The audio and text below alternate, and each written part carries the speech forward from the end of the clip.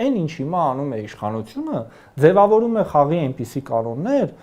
որոնք կիրառվելու են աներկբայորեն իր նկատմամբ։ Խնդիր չկա 5 տարի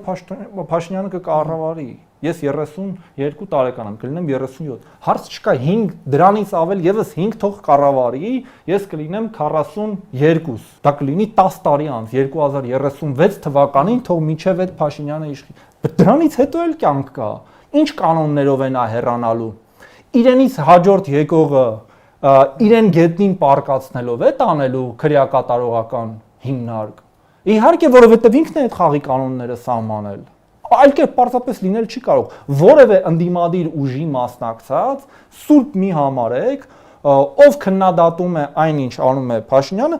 իր նկատմամբ հենց այդպես էլ կիրառելու են։ Ինչի, որովհետև ասել են դու դա արեցիր, մի բողոքի, ԿՊ ներկայացուցիչները դատարանների դիմաց ցույցեր են անելու, չեմ ասում վաղը, չեմ ասում 5 տարուց, 10 տարուց, լավ 15 տարուց թող լինի, ես էլ այդ ժամանակ կլինեմ 47։ 47 տարեկանում ես դա կտեսնեմ։ Մենք դա տեսնելու ենք։ Ես չգիտեմ ինչու մի ուժ, որը եկավ ժողովրդավարական սկզբունքներով ու հաղթում է,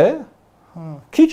թողնեին Բարգավաճ Հայաստանը մտներ, ինչ պիտի դրանից փոխվեր։ Շատ ավելի լեգիտիմ կլիներ այսօրվա խորհրդարանը, բայց ինչի որովհետև որոշեցին ոչ, պետք է չթույլ տանք, ամբիցիա է, այդպես է ուզում վարչապետը, թույլ չտվեցին, դրա հետևանքը բոլորս մարսելու ենք։